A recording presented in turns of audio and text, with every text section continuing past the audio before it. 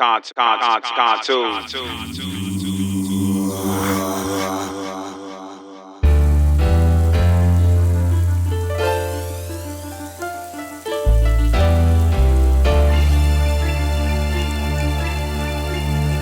It was a cloudy night, February 26, 2012, 6 o'clock. I had a sweet tooth, so I took a walk.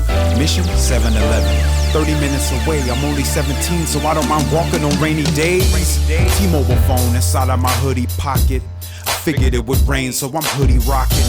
Slow strolling down Twin Trees Lane. My hoodie was black, gray pants sagging a little. 6:22 p.m. I pulled a 7-Eleven, doors open, paid for my Skittles and my drink, then left.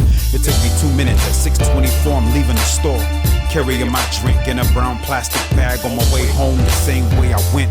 Got my hoodie pulled over my head, earbuds in my ear for music. 20 minutes into my walk I made a phone call to Dee Dee. Talked for 10 minutes and then my other line rang. I clicked over, talked for 2 minutes, clicked back. My girlfriend Dee Dee said I was inconsiderate for that. I apologize, now the time is 7-Eleven. I mentioned to Dee Dee I saw a man staring at me from his truck. He's on his cell phone. Stanford Police Department, line's being recorded to Sean. Hey, we've had some break-ins in my neighborhood and there's a real suspicious guy. This guy looks like he's up to no good or he's on drugs or something. Okay, and this guy, is he white, black, or Hispanic? He looks black. Did you see what he was wearing? Yeah, a dark hoodie, like a gray hoodie, and either jeans or sweatpants and white tennis shoes. Dee Dee said run, I said no. I just began to walk a little faster. I walked past his truck to get a good look toward the shortcut that I often and normally took. Are you following him? Yeah. Okay, we don't need you to do that. Okay. These assholes, they always get away. A minute later, ended the phone call with Dee Dee. I looked back, hoping the man couldn't see me. Almost immediately, Dee Dee calls back. I'm running at 7:15. He finally approached for something. I asked him what he wanted, fearing for my life. What are you doing around here, he said. Then we start to fight. He shoves me backwards, my headset falls off. Dee Dee yells, what's happening? Then the phone call cuts off. He's punching me, I'm punching back, yelling help. Then I notice a 9mm pistol in his belt. He pulled it out and fired one round in my chest.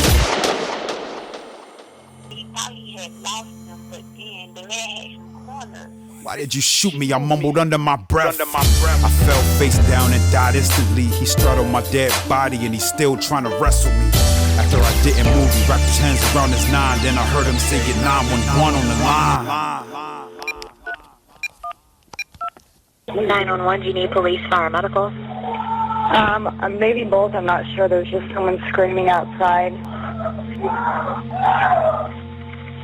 So you think he's yelling help? Yes. Alright, what is your...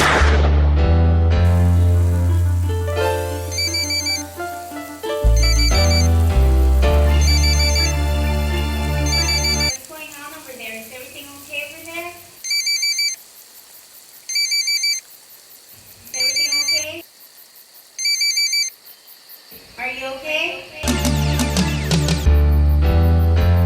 Just call the police.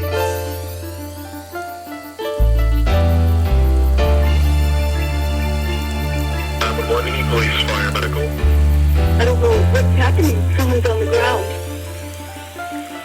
You see someone laying on the ground? I don't know, someone's been shot. I don't know what's going on. Oh my God, that was somebody killed someone like that. I can't believe someone is killed. He was saying help. Why didn't we ever come out and help?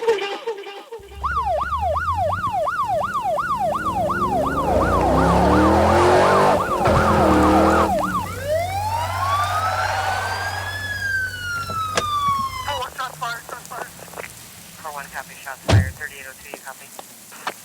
Yeah, I'll put you on it. Okay. Down here. 20 in that car. Oh, one copy, shots fired, 3802, you copy? At 7:17, the first officer arrived on the scene. Approached my body with my face laying in the green grass.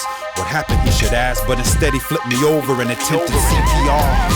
Officer T. Smith was his name. I couldn't get the badge number, my vision wasn't the same. But I could hear my cell phone still ringing, and that 911 caller I still heard screaming.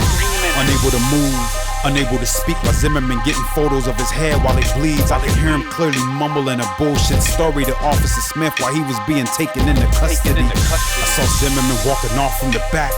His back was completely wet and covered with grass.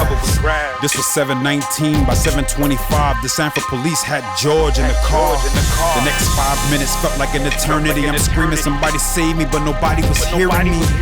I'm staring up at the paramedics, but at 7:30 they pronounced me dead. I didn't get it. I didn't believe it until I saw that white light with my God standing at the entrance.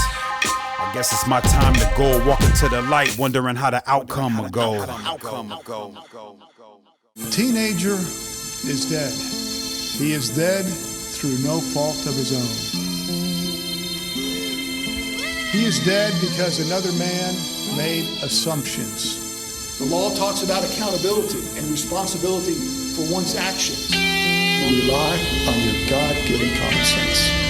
Why isn't it muffled down? Why is he able to yell if the defendant claims the victim was... And I tell him my story right and how it's supposed to be told. And I tell him my story right and how it's supposed to be told. Trayvon Martin. I'm the Then I tell him my story right and how it's supposed to be told. And I tell him my story right and how it's supposed to be told. Or is he lying about that? Oh, he's skipping away. La, la, la. That's what he's claiming. When he profiled a 17-year-old boy that had Skittles, he automatically assumed that Trayvon Martin was a criminal.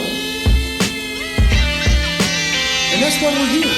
He ripped into Zimmerman's credibility. You believe that there's an innocent man sitting over there right now? And I tell him my story right and how it's supposed to be told. And I tell him my story right and how it's supposed to be told.